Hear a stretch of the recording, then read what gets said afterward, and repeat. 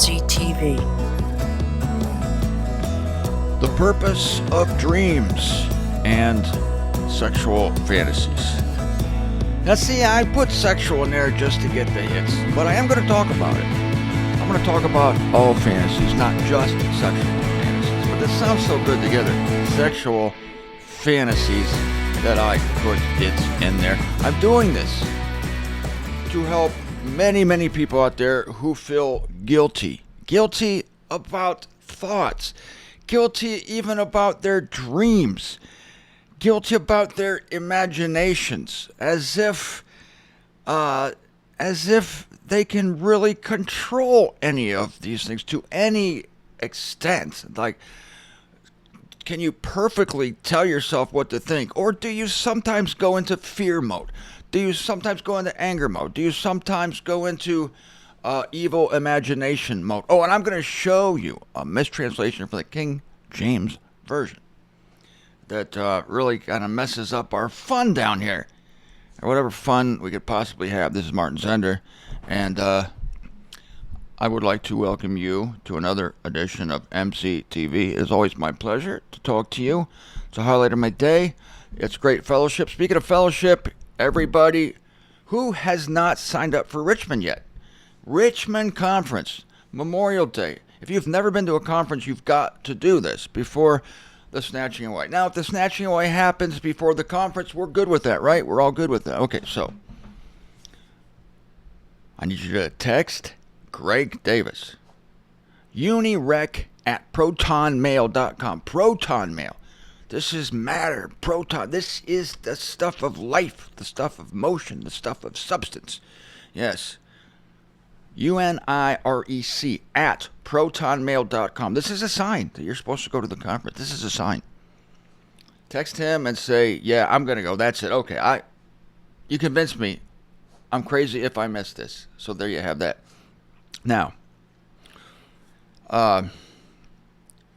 everybody has bad thoughts, okay? Everybody has bad imaginations, what we would call bad. But I'm telling you, it's human. It's human. Here's a verse for you. Nothing has overtaken you except what is human. I love that verse.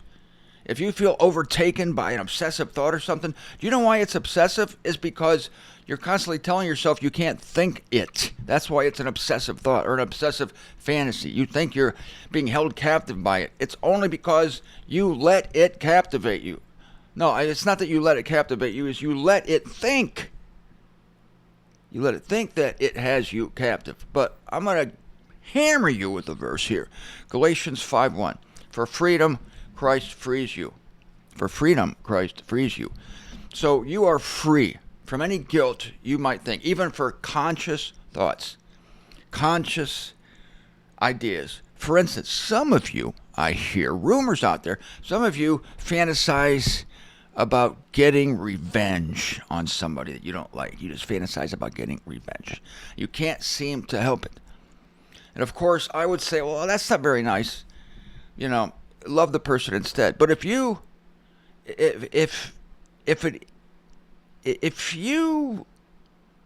need it to work out some sort of inner turmoil, and if it somehow keeps you from doing the thing, you see, fantasies are a release, and dreams are a release. Okay, let's start with dreams. Let's start with dreams because that's going to convince you of what I'm talking about. Can you control your dreams? Anybody? Yeah, I hear you. You wish you could. Oh, I wish you could dial up a menu of dreams, program them, go to sleep, and then, woo, they all come flying in. Oh, I'd love that. That'd be nice. You can't control your dreams. So dreams are so weird. Where they come from? They're God. It's God's way of exercising things inside of you that you're too, scared or guilty or worried to do it consciously. You see, it's like, I can't think these thoughts consciously because I'm such a good person. So God's rolling his eyes. He goes, you need to exercise this stuff. This is going to keep you from becoming a criminal. So God loosens your head while you're sleeping. God says, finally, this moron's asleep. Now I can bring out all this crap that this person is not dealing with or needs or something. I don't know. So all these things come out in your dreams. And I say to you, these things are of God. Even the worst, craziest dreams you've ever had. I mean, I bet maybe twice a year I have horrible, horrible dreams. I mean, it's dreams of violence and terror, and I can't stand it because I'm not a violent person. I'm a peace-loving guy. I'm a peacenik. I'm all about peace and love. Yeah. So I have dreams that just involve blood and death, and they're horrifying. And I wake up, and thank God I wake up, and I think, God, why'd you do that? But it had to happen if we believe in the sovereignty of God. So there's something that needed to come out. Because, we all have dark parts of our souls. We all do. And I'm going to go around the room right now and find out what your dark part is. No, I'm not going to do that, but you know what it is. And if it weren't for dreams, or if it weren't sometimes for even your conscious, you see, a fantasy is a conscious dream. It's a dream that you conjure up and you work it like a cud. Then you run it through your 5-part stomach, you bring it back up, and you chew it again. And you chew it over and over again. And I tend to think that something about this is keeping you sane, and it's keeping you from becoming violent, from becoming a criminal. Some people fantasize, imagine about committing suicide. They would never do it, but it's an outlet. Somebody told me that one time, and I can understand this.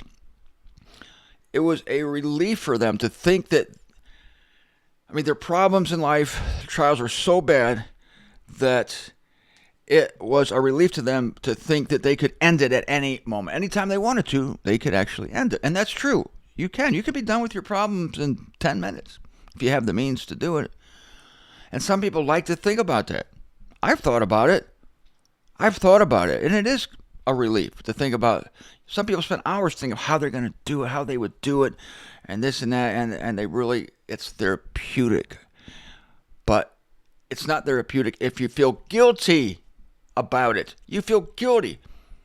Maybe you're in the shower and you're having sexual fantasies about somebody that's, maybe you're married, and maybe you're having a sexual fantasy about someone who's not your marriage partner. Oh, I don't recommend it. But if you can't help it, then there it is. It just might keep you from cheating on your sexual partner.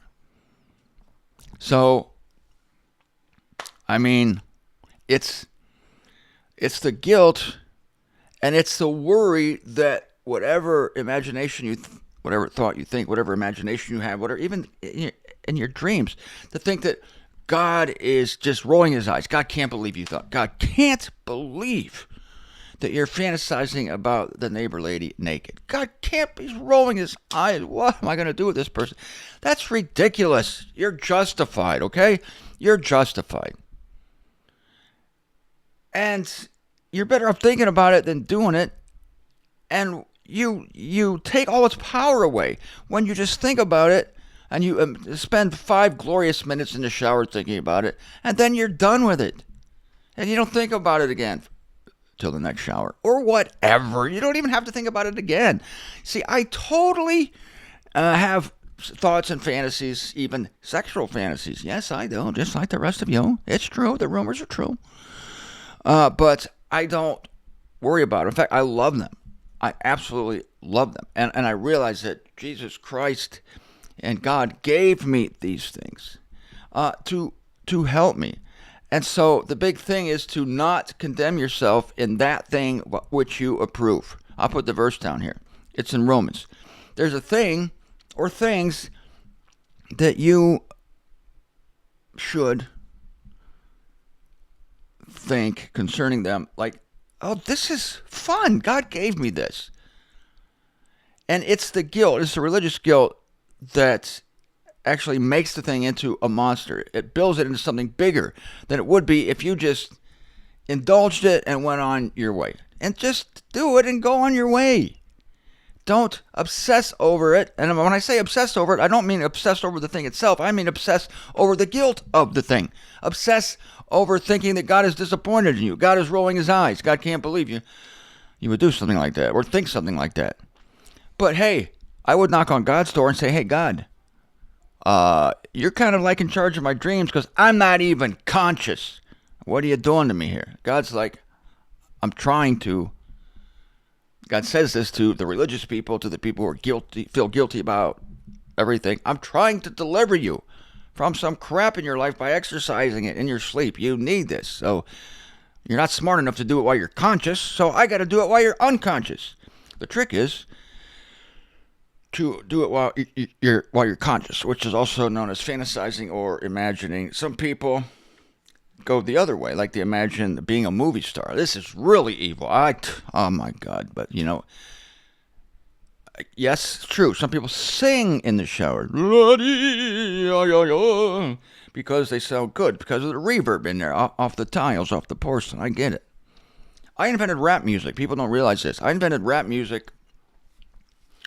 I was 10 years old, before there was rap music. And I never could sing. I don't have a good singing voice. So I was in the shower one night, and I thought, well, why do you have to sing? Why can't you just say songs? For instance, like, row, row, row your boat gently down the stream. Merrily. I said, why can't somebody say that? Row, row, row your boat gently down the stream. Row your boat gently down the stream. Row, row, row, row your boat. Row it gently down. I was rapping. I invented rap. I don't get any credit for it whatsoever. I invented rap 10 years, 20 years before there even was rap.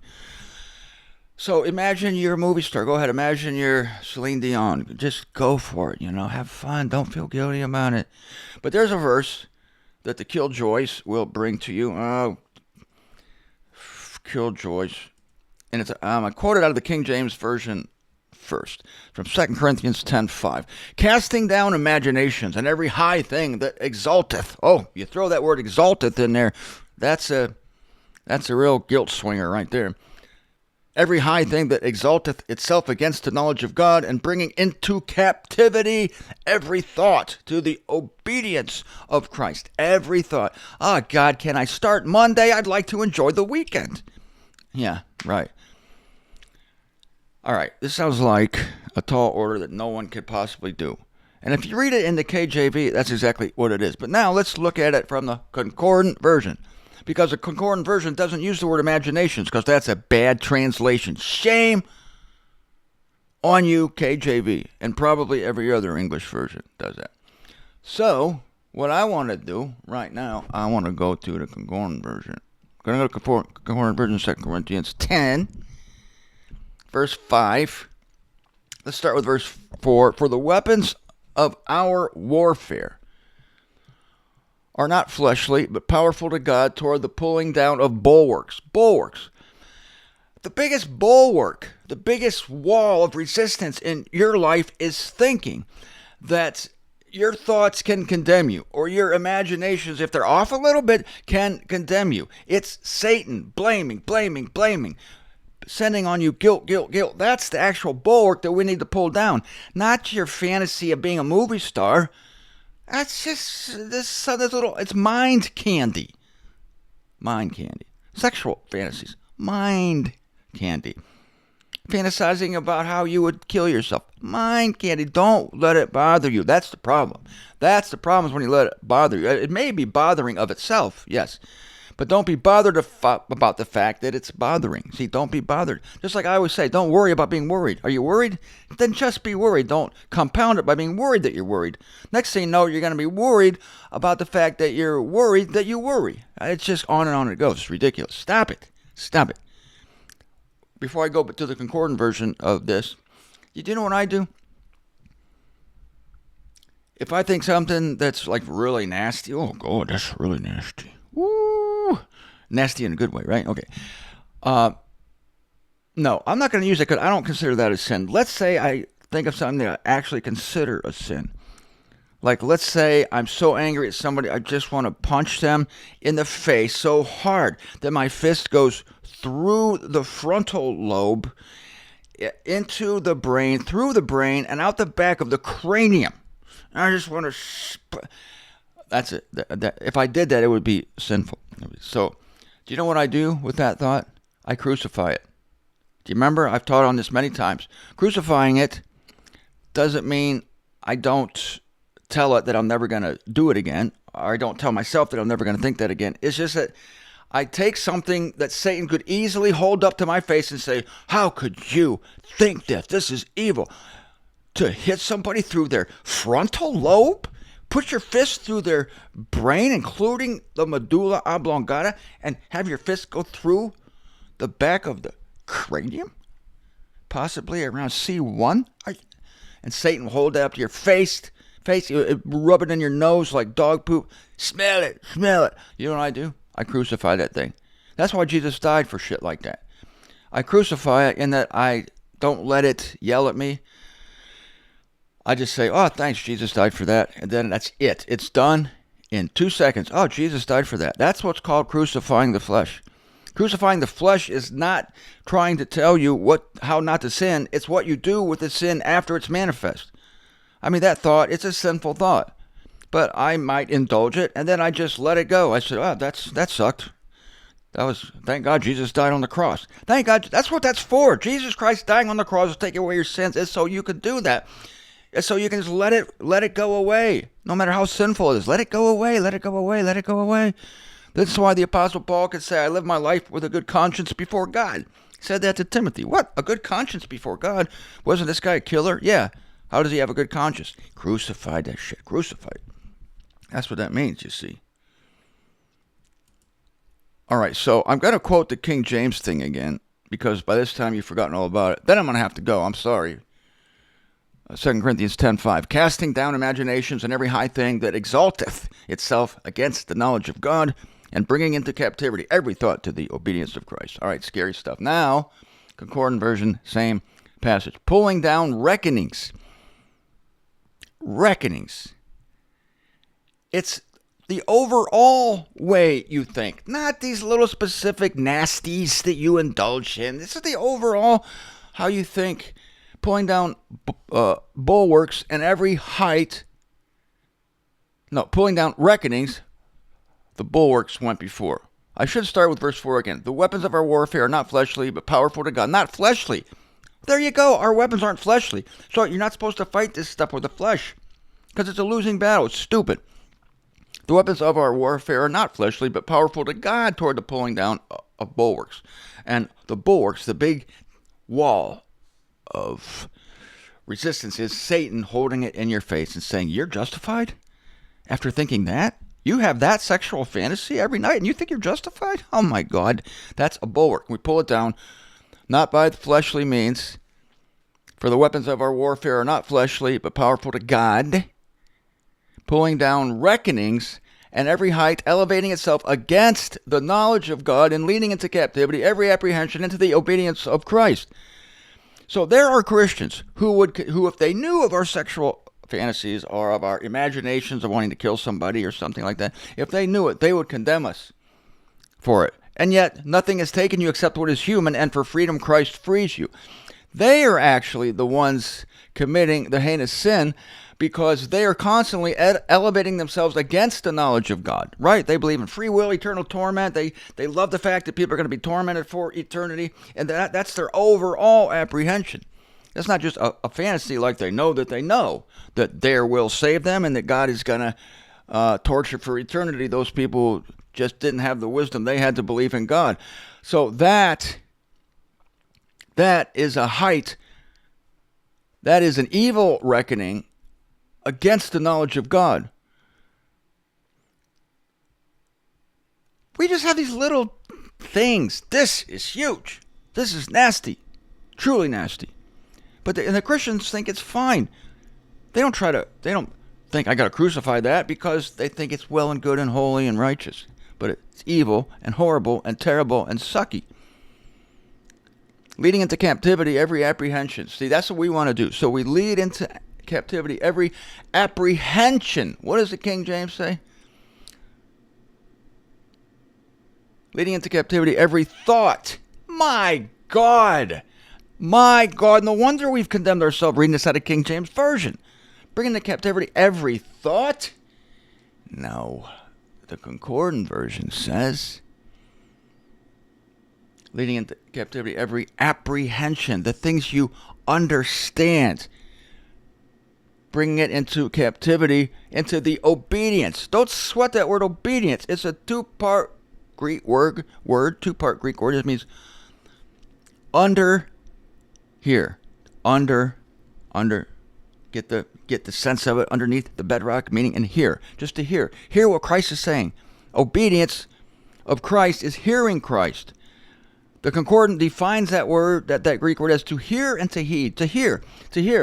So this is what you think about God and Christ. It's not your little sexual fantasy about the neighbor, or it's not about dreaming about being a rap star or winning the lottery, But the Christians are so upset about the fact that maybe imagining that you're winning the lottery, they'll sit in their chair all day and think about, ooh, what if I win the lottery? Look at all the things I spend my money on. It'd be so exciting.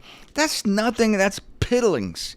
It's the apprehension concerning the knowledge of God. That's the context here.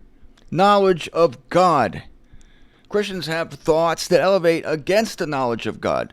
We have the knowledge of God, and within that knowledge of God, namely that for freedom Christ freed us, and nothing has overtaken you except what is human. We have our little mind candy enterprises and times. But our apprehension is, even while we're having these little fantasies and these little dreams and these waking dreams, also known as fantasies or imaginings, even though we have these, above that, the big thing, the thing that matters, is we have led into captivity our apprehension of God, into the hearing of the things said by Christ. And one of the things Christ is saying now, I hope through me, is that for freedom, Christ frees you. And there is now no more condemnation for those in Christ Jesus. No more condemnation. We're justified by faith apart from works of law, or apart from fantasies, apart from dreams. And even if it was a problem, we can't fight according to flesh anyway. So we do what we can. Enjoy the nice, happy thoughts God gives you, even the nice, happy thought of getting revenge on somebody. Maybe it's keeping you from actually doing it. We bring our apprehensions into the knowledge that Jesus Christ freed us for the sake of freedom.